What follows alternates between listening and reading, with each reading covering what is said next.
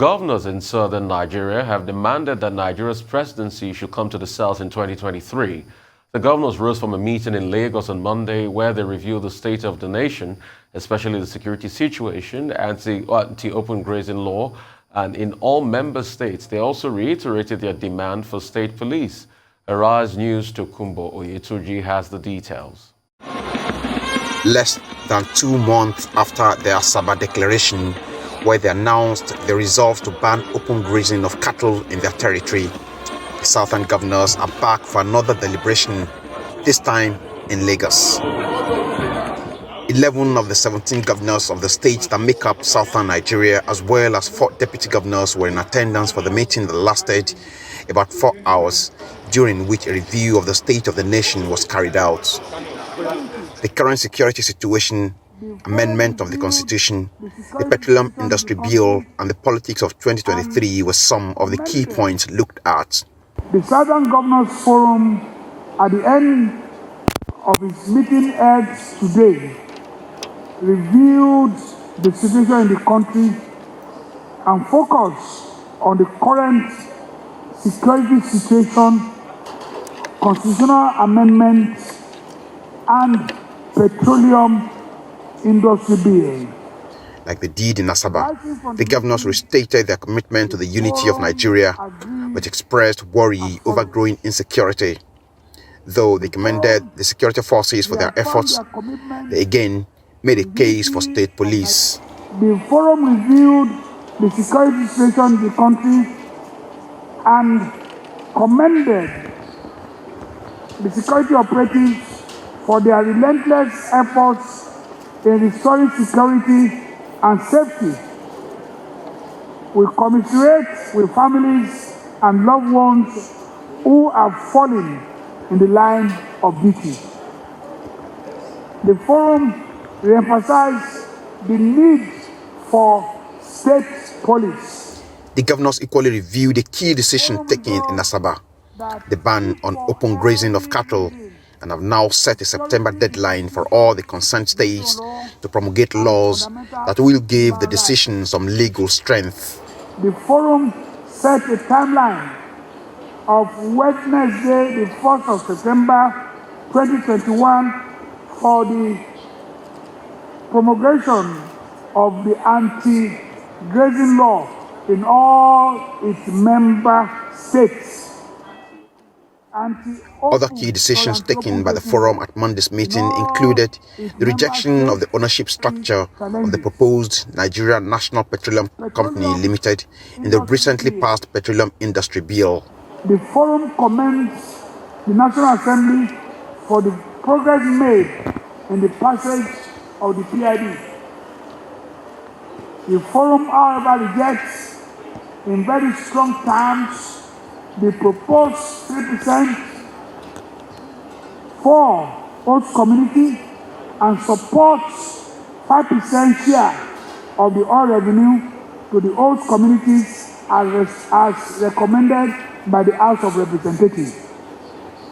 The forum also rejects the proposed 30% share of profits for the exploration of oil and gas in the basins.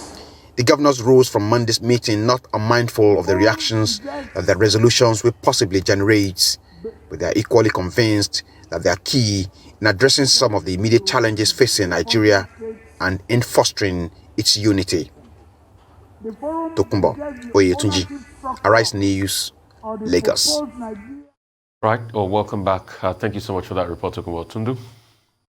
Well, the southern governors are clearly unperturbed by resistance from the center against their stance on open grazing. They have had their own deadline now of 1st of September. So all state houses of assembly in southern Nigeria must pass anti-open grazing legislation. So the comments of the Attorney General, the comments from the presidency have clearly fallen on deaf ears. They're going full steam ahead with that. And they've echoed the sort of outrage that was expressed yesterday by different quarter CSOs and what have you about that clause in the proposed electoral amendment bill, that's section 50 subsection 2, which has become quite notorious, which bans electronic transmission of results. But the Senate has now, as of today, it's reported in today's This Day newspaper, has backed down and has listened to the voices of sanity and reason, as far as I'm concerned, and have backed down on that clause. The Southern governors also, interestingly, reject that 30% to be devoted of NNPC's profits to be devoted to exploration of frontier basins that's in the PIB. That is also sort of leaning towards a popular wisdom. A lot of people are outraged by that. But I have to say, just to play devil's advocate, just for the sake of balance, that some rationalize what to me is an absolute absurdity, 30% on such a wild goose chase on speculation. Some rationalize it by saying that all communities in Nigeria will benefit from this 30%, that all those basins are not necessarily in the north. Most are, but others are not. And that we've all seen the strain that the Niger Delta has been placed under with the oil-producing activities, the degradation to the environment of the Niger Delta. So other people should share the burden. But at the cost of 30% of one's profits, I'm not convinced. But I do have to just advance that argument. Good argument. Dr. Basi? Well, I think that the 17 governors of the southern states of Nigeria should be commended, although 2 states stayed away from that meeting. Governor Ayade was not there, and he did not send a representative. Governor Willie Obiano of Anambra State was not there. But other governors who were not there physically sent representatives. So, if you like, 15 out of 17 is still a proper reflection of the sentiments, of the concerns, of the interests of the governors representing the peoples of the southern part of Nigeria. And many of those issues that they touch upon, I think are commendable in terms of the courage that they expressed, because this was a bipartisan meeting, even at the end of the day. You had governors from both the People's Democratic Party and also the All Progressives Congress. And it was even Lagos State, which belongs to the All Progressive Congress for now, that was chosen as part of the major resolutions as a permanent secretariat of that particular body. Some of the issues have been referred to by Tundun. But some of the more critical ones is the insistence on rotational presidency, that in 2023, for the purposes of fairness, equity, and justice, the presidency of Nigeria must come to the south. The second is their insistence also that there must be state police, which has been an issue consistently in constitutional conferences in the country. The third is their insistence also that if there's going to be any operation, security operation from the center in any part of the country, the governor of the state must be informed. And that, I guess, is in reference to what happened in Ibadan with regard to Sunday Igboho and the attack on his house. Now, they are also saying that, look, 30% for the frontier basins, as is being proposed in the PIB, should be reconsidered because they do not support it. And I hope that the National Assembly will take that along. And it's perhaps good development that the National Assembly is saying Section 50, subsection 2, with regard to how elections are considered, will be looked into and that they may likely shift. They are also saying that, look, the Federal High Court should not be the major court of first instance with regard to electoral matters. So they raised quite a number of very critical issues, and they've placed September 1 as a deadline for open grazing. I think this will generate conversation. Ohaneze Ndigbo supports them. The views that they have expressed about electoral bill, about PIB, is also supported by the Ijaw National Congress and also by the Ijaw Youth Council. I think that the people of the South will be happy that they now have governors who can speak up, from a progressive, collective interest standpoint. But, of course, as I have said, the conversation will be interesting in terms of how the federal government reacts. I'm aware that, there's likely to be a meeting with these governors of the southern parts of Nigeria with the federal government. And also, of course, you can be sure, northern interest groups will also respond robustly. The whole fundamental objective is how do we move Nigeria forward? How do we create a sense of collective ownership so that everyone can have a sense of belonging and believe that there is no attempt to suppress one part of the country against the other. And the governors of the South should hold more meetings where they can reflect the concerns of the people that they lead, instead of just focusing on security vote, or what is that notorious thing that many people complain about. Anyway, we'll take a short break now. When we return, we'll be talking to our correspondent in Kaduna State, Nisi Gabriel, to give us a live update on the recent Kaduna abduction. Stay with us. We'll be right back.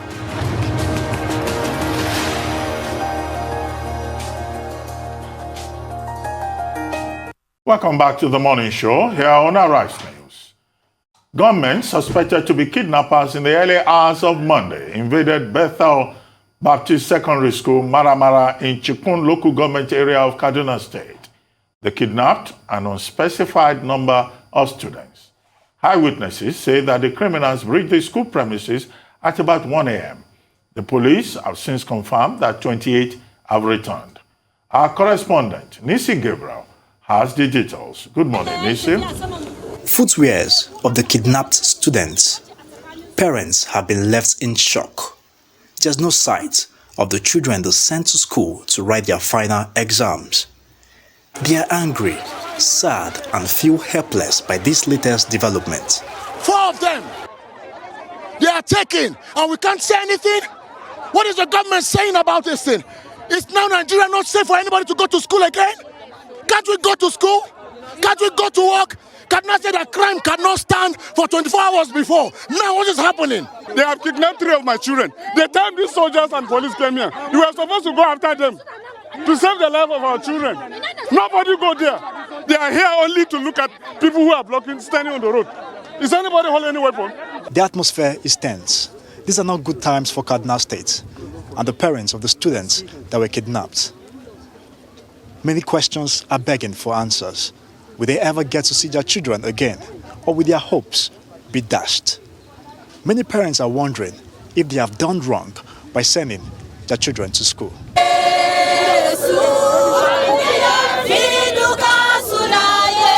Aggrieved parents blocked the busy Kaduna-Kachia road, protesting the incessant kidnap of their children. Few minutes later, a bus conveying rescued students approached the school premises. This student narrates how he escaped. When they told us to rest, some supposed that they want to ease themselves, then they won. But like me, I entered, as they say we should be going.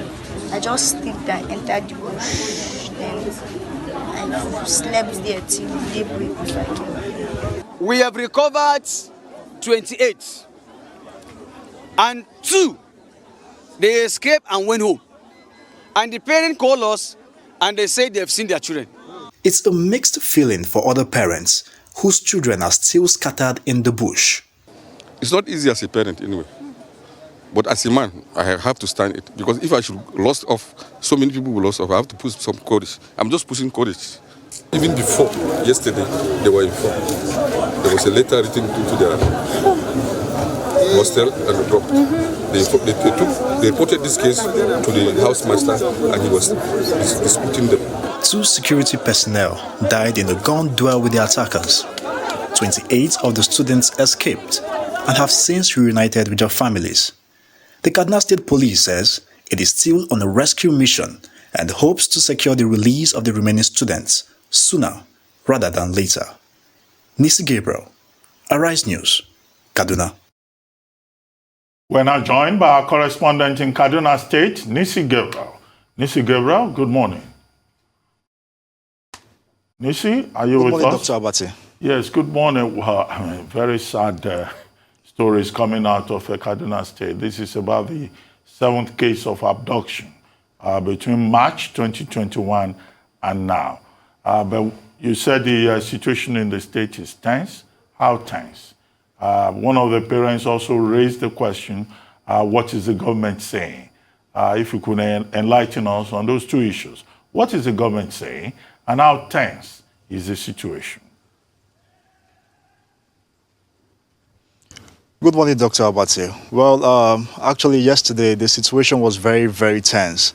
Looking through the eyes of the parents, one could see mixed feelings. One could see courage, one could see sadness, one could see frustration through the eyes of these parents, because they were wondering that how long will this continue to happen? Many of them were asking questions. Have they done wrong by sending their kids to school? So it was really tense, I must say. Well, the state governments are actually on the trail of these bandits, trying to rescue the situation. The state governments have ordered the closure of 13 schools, which they have identified as vulnerable spots for bandits' attack. So the state governments are actually trying their best to ensure that they rescue these the remaining students that are scattered in the bush, and they are keeping most of their security taxes to their chest, because they are saying they don't want to put the life of these students in danger. Well, good morning, Nisi. It does appear that it is a sin now to send one's children to school in Nigeria. Even the governor has withdrawn his own child, but other people don't have any alternatives. But can you shed some more light on what the government has said with regards to school closure as a result of this, the 6th? It's actually the 6th since March, including one attempted abduction that did not succeed, thank God. But what has the government said with regards to school closure, which of course is like shutting the barn door after the horse has already bolted? Yeah, good to talk to you, Tunde. For the state government, they have ordered that these 13 schools be closed for now, because they don't want to, because these schools are just soft targets for these bandits. Because these schools we are talking about, just like the Better Baptist High School, the school actually has perimeter fence around the school, but these bandits broke through the perimeter fence to gain access to the school. And also Faith Academy, that another failed attack that happened there on the said day as well, had a perimeter fence. They broke through the perimeter fence, but the students were smart enough to run to the ceiling of their hostel to actually hide from these bandits. Well, the state government, for now, they want these schools to comply to the recent order. They should shut down the schools for now. They were trying to calm the situation and go into the bush and try to rescue the students that have been abducted. So unfortunate. Right, really unfortunate, Nisi. Nisi, good morning. Truth has to be told that this is becoming one too many, and it's affecting a lot of people in the country. People can't send their wards to schools any longer, and everybody's sad. But I heard something. I heard a parent say a letter was written, and the children or the student forwarded that letter to their housemaster. What was done as regards that letter? Was that letter investigated and escalated to the authorities before this happened? And I understand, Nisi, that we might be going on a quick break soon. Okay, good. Nisi, go ahead. Good to talk. Go ahead. Good to talk to you, Rufai. Well, yes. I spoke to one of the students that escaped, and he confirmed what you said. Because a day before, the students received a letter in their hostel, according to them. And the letter was a warning from these bandits saying that they will be coming. And it had this inscription saying Al-Hakoba, Al-Hakoba. And for them, they said they took the letter who really didn't act. And another parent actually said to me that that same night, before the students went to bed to sleep, they actually approached the vigilante around that area. But they said that they should go and sleep and nothing is going to happen. But a few hours later, it happened. Well, we know the security agencies are actually investigating their letter. They are on their toes, doing as much as they can to see how they can rescue this student. Because just like you rightly said, it's one too many. And the state governments, on their part, they are really not happy, because I've had an opportunity to interact with the State Commissioner for Internal and Security Affairs, who says he has been having sleepless nights because of this incident, and they are working tirelessly to see that this situation does not occur. 13 schools identified as to be closed down for now. And one thing that might interest our viewers, our audience, is that before this attack happened at Bethel Baptist High School, the Commissioner for Internal Security had visited that school on the 5th of June to actually share credible intelligence with them, saying that they have intelligence that this the school being closed down or beef up security measures in that school. But it seems the school didn't take it seriously, and now it has happened. Well, Nisi, well, we seem to have run out of time. I would have loved to ask you about the incident in Zaria, where the dormitory for health workers was also attacked, and about 12 persons were taken away, including, about 3 children. Looks like Kaduna State is really under siege, but thank you very much. Right, thank you, Nisi. Thank you, the team. That's all on News Headline. We take a short break now. When we return, we'll have Rotu Sudiri, Michael Wilson, Omoro Adesua, and Aaron Akirja. Let's give us updates on Africa, global business, COVID-19, and sporting activities across the globe. Stay with us.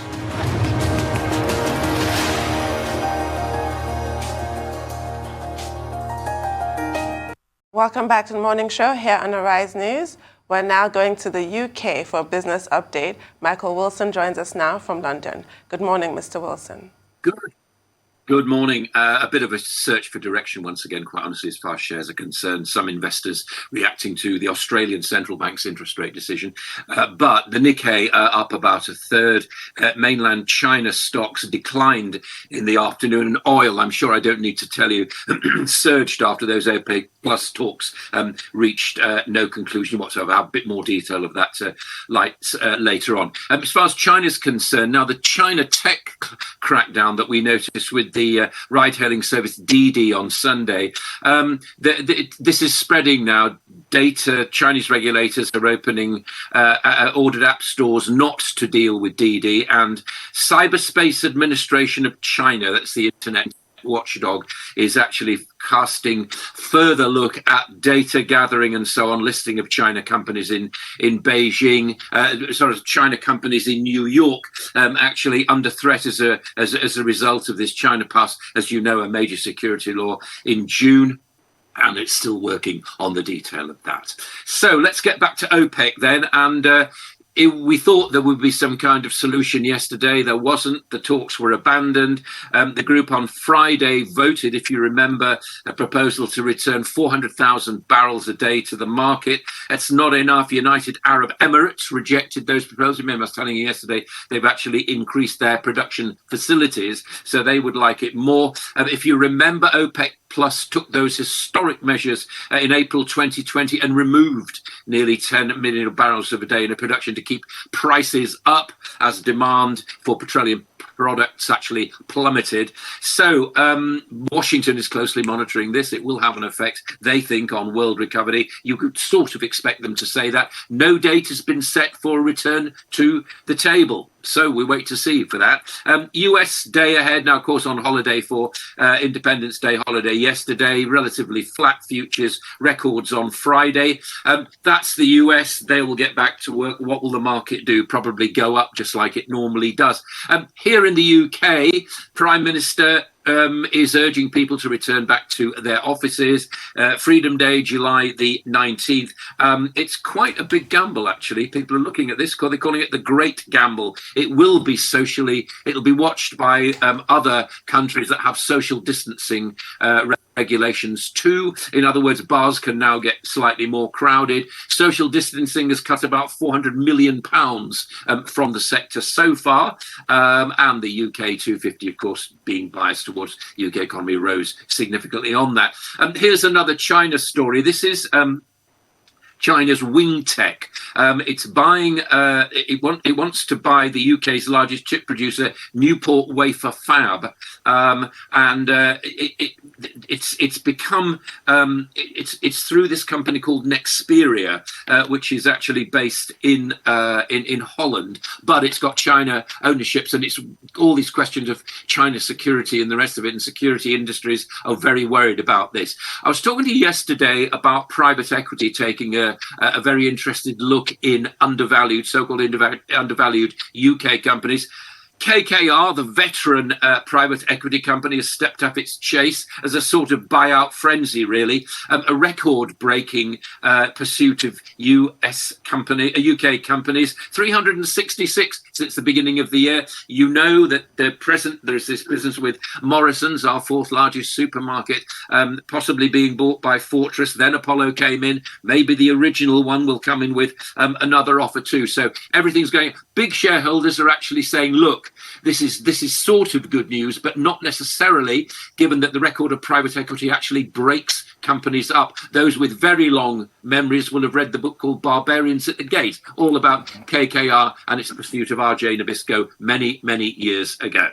UK Vauxhall owner, now we ran this story on Friday, actually, when it was first mentioned. It is now expected to confirm it will shift its production to electric vehicles, electric vans in Ellesmere Port. It would safeguard more than 1,000 factory jobs. The government has actually come in. The owner of Vauxhall, Stellantis, is still in discussions with the UK, with its options and so on. It's a factory in Cheshire. Very good news for the area. Follows close on the heels, of course, of Nissan approving more production in Sunderland.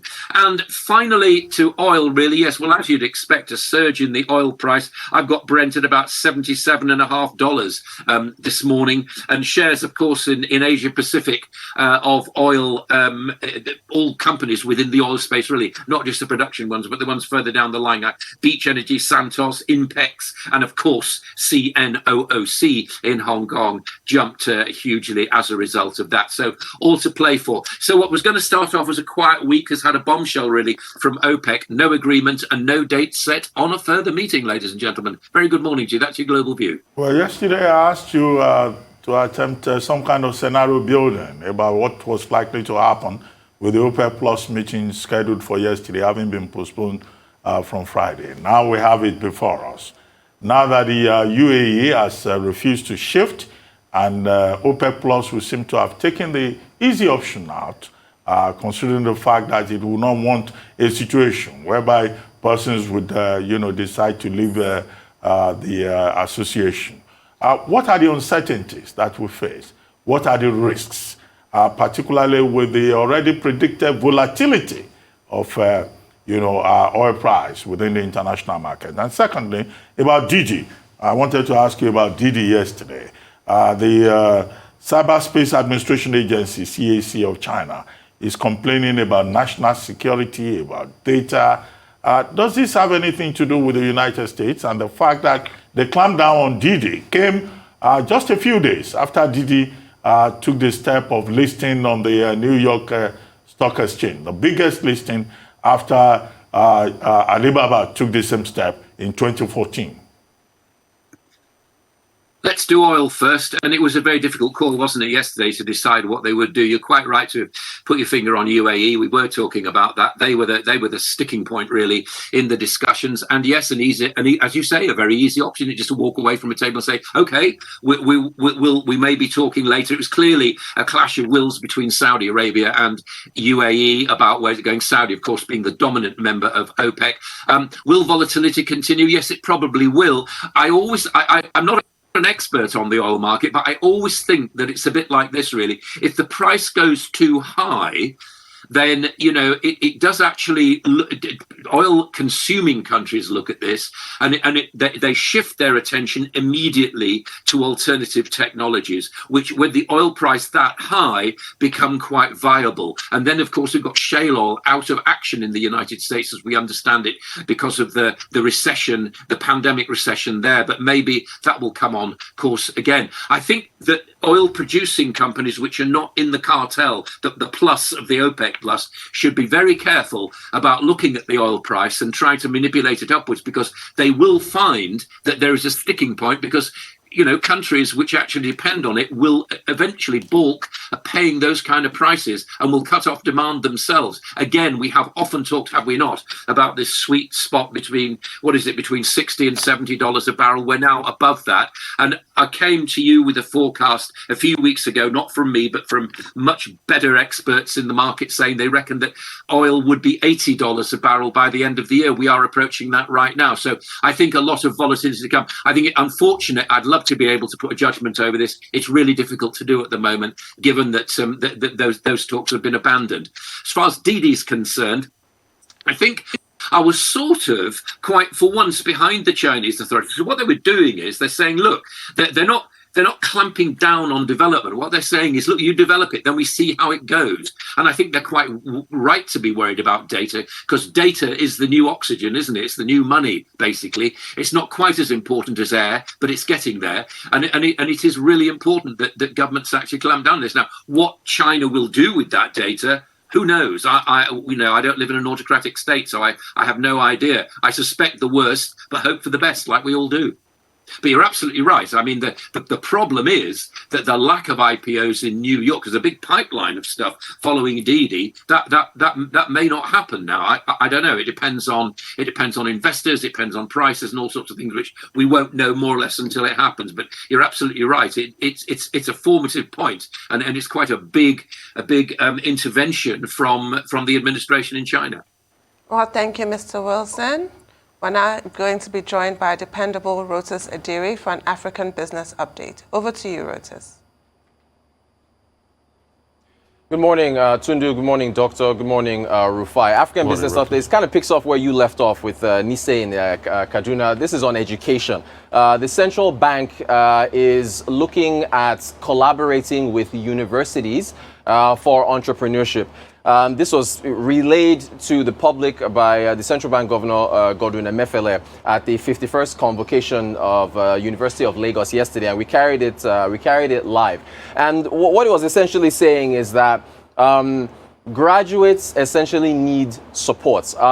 It's not just about them graduating and then going to look for jobs. They should be able to get enough funding to start their own businesses once they graduate. So, you know, the central bank has pledged MSME support, micro, small, medium enterprises, through development financial institutions that are underneath the purview of the central bank.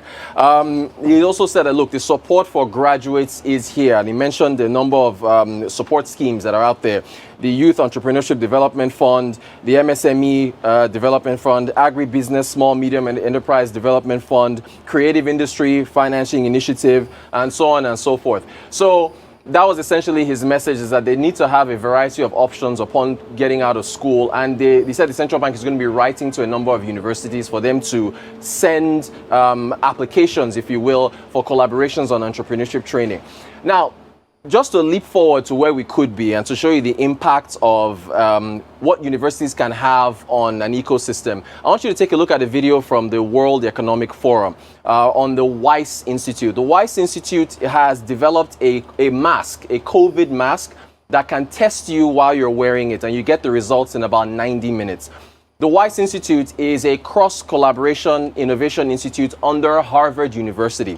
And what they're doing is that they set up a unique technology translation model through academia.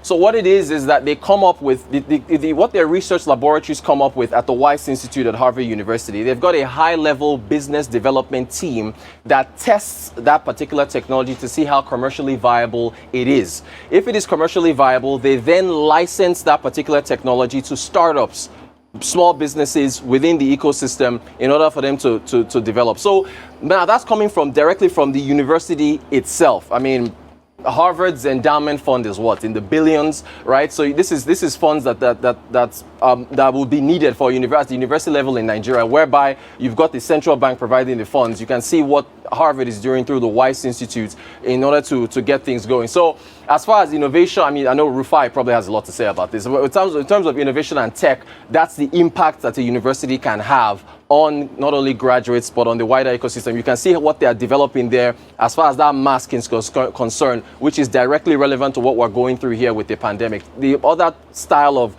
or methods of testing for COVID are very uncomfortable. So that's an example of what it is. We move to mobile money. You should see a chart in front of you where the revenues from mobile money through telcos has exceeded the digital revenue of banks, sub-Saharan banks, particularly Nigerian banks. So you should see a bunch of burgundy bars from the top left, MTN Group, $912 million, M-Pesa, 765, Orange, the French multinational, 619 million. All the way down, you should see a black box with some black bars in it. Those black bars are the revenues now, digital revenues, not total. This is just digital revenues, payment systems, and so on from some Nigerian banks. So EcoBank, 154 million, First FBNH, 144 million, Access Bank, 136. Right before, the very last bar, right before the black bars is MTN Ghana. So you can see that the mobile money revenue from MTN Ghana exceeds that of all the digital revenue from banks in Nigeria. And in fact, to the right of the black bars, you should see MTN Nigeria. Despite the fact they've got their payment service license, nothing really has moved forward in that regard. They are still almost at par. MTN Nigeria has $112 million in revenue. So the thing is that, look, that chart is showing how much the mobile money engines for these particular telcos are moving forward and what they mean for financial inclusion and also competition for the banks, frankly. Also, a number of these mobile money companies, or rather these telco companies, are developing multi-purpose apps to kind of like to replicate what WeChat has, where you've got an app that has several options built in, almost an ecosystem within an app. Safaricom launched something on June 23rd. MTN is looking at the same thing. And they're going to be working with third-party developers to be able to set up, think of any range of services, all housed within one app. So that's going to rival WeChat, it's going to rival Apple Pay, and so on and so forth. It's very interesting what's going on in that space, and that's our African business. Amazing times, Rotus, and this is something that has been happening around the world, and we should key into it, and the power of technology. I think it was Mr. Moore, I think that was a former chief of HP back in the days, that always propound the Moore's law, that semiconductors will iterate themselves and the reproduction rate will be high, and that will make technology quicker to the hands of people. And that's what's happening across board. And, and I'm going to tie this with the university conversation about credit for university. The fact that mobile money has usurped, the conventional banking method. And when you look at the conventional banking method itself, it's jaded. And that's why it's going on the path of technology. I mean, this is something that started in the 1500s. We forget that the word bank comes from, Venice, where the Jewish traders used to have benches called bunkers. And that's how bank came about, and they'll exchange money and the likes. But it's iterated from that time up to what it is now. And that's why, like Gordon Emefiele said, we need a lot more credit for people to be able to innovate and have new technology and upset the apple cart and revolutionize the sector effectively. I mean, and these are the conversations we should have. But apart from that, what the CBN too should look at is how can they bring industry to the university? Because if industries, are taking over university departments and are having co-research centers, co-sharing centers, and are providing viable credit, then the universities can iterate and break their research out quickly. I mean, that's the model that works around endowment. And first, I would like to congratulate Godwin Emefiele, the CBN governor, for a brilliant 51st convocation lecture that he delivered at the University of Lagos yesterday. He was invited to talk about national development and knowledge economy and how you can leverage the SMEs in the 21st century. And in the context of that, he talked about entrepreneurship. And he stressed the role of the national body, the national entity, and subnationals, and what they can do to support graduates to ensure that they don't depend on white-collar jobs and they go into entrepreneurship. The missing point for me in that presentation was that you should also have made a very strong case for entrepreneurship becoming part of the curriculum in Nigerian universities. When we went to university, we were taught to just, memorize all these things, take them in, and then when you go out there, you go and find your way. But now, in other parts of the world, entrepreneurship has become part of the curriculum. And I think that has to be emphasized. That should be the big takeaway from that presentation about entrepreneurship and the recommendation by Godwin Emefiele. He, of course, talked about all the economic problems and the role that SMEs can play, the role of technology, which is an important thing to stress, and which he did, and also the concerns he expressed about how COVID-19, the pandemic, has affected, our economy in Nigeria and the pathways for development. And congratulations also to the University of Lagos that had not been able to hold a convocation for reasons of politics and crisis and COVID-19 within the university. But yesterday, they were able to hold that 51st convocation ceremony with the oldest graduate being a 71-year-old who got a doctorate degree. Okay, thank you so much for that. For updates on COVID-19 pandemic, and thank you, Rotus, most importantly. Adesua Amora joins us now. Adesua, great to have you. Good morning. Good morning, Rufai. Thank you. Good morning, Dr. Abati, and good morning, Tundu.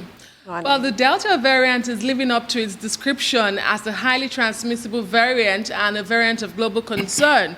Officially, tally shows that coronavirus cases globally now tops 184 million, 3.9 million deaths, and of course, vaccination continues. 3.2 billion doses have been administered. The continent of Africa has reported over the last week more numbers that have been reported at any point in the pandemic. The continent registered 36,000 new infections between 28th of June and 4th of July, with most of them coming from South Africa, and of course driven by this contagious Delta variant. Let's come to Nigeria here and look at some of the data that's come in the last 24 hours. 50 new infections and 1 COVID-19 related death recorded. Lagos posted 31 of those 50 new infections in the country.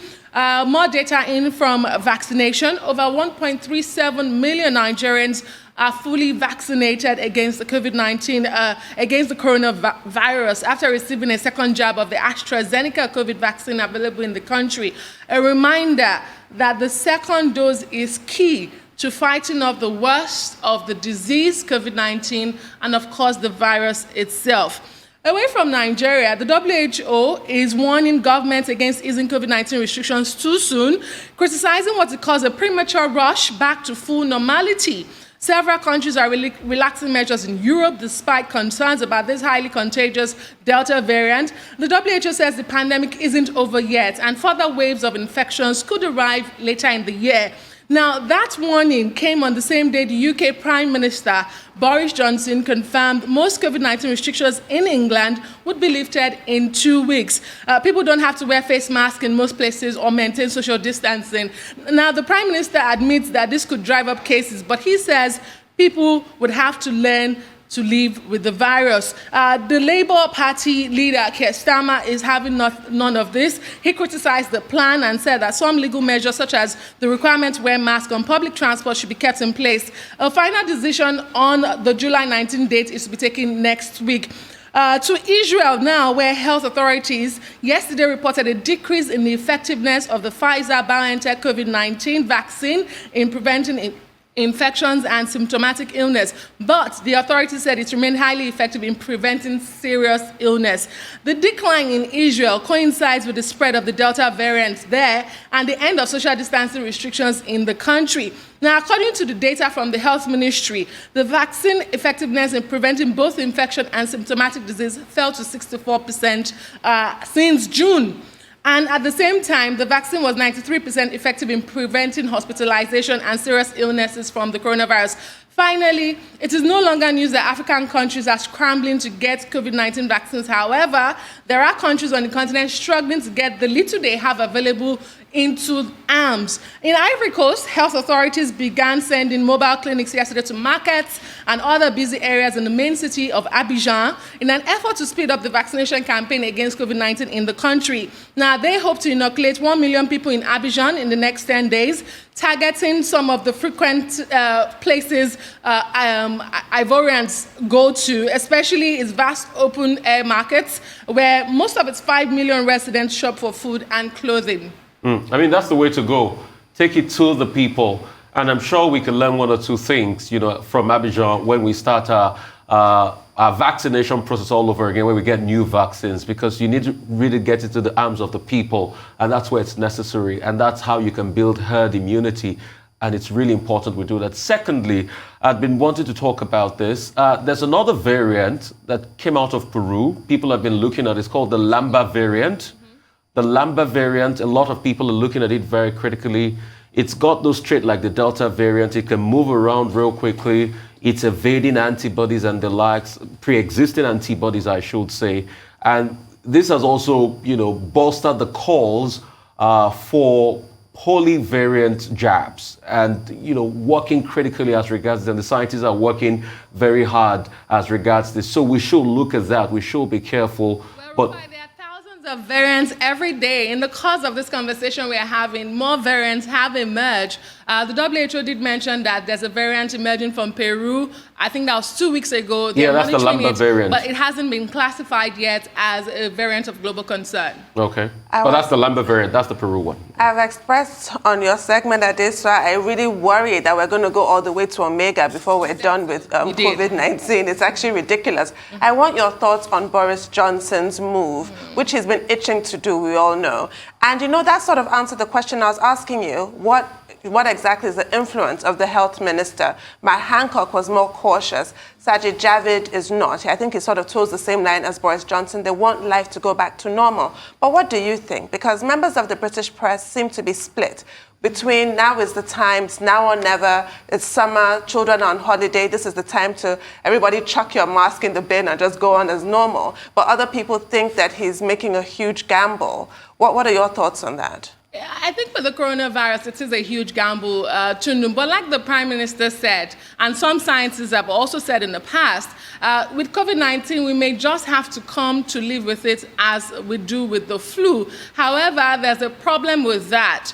Although the flu and coronavirus could be similar in some instances, they could be both lethal.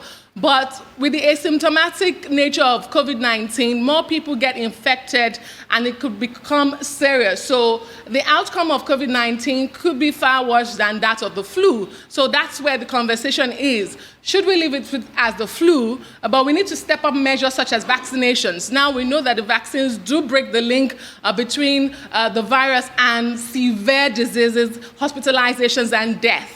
If you're going to go back to normal, full normality, then we'll also have to speed up our vaccination, which has shown to be some sort of, not the silver bullet, but some sort of link between people dying, people filling up the hospitals, and balancing their lives, having their full lives, and of course living with the pandemic.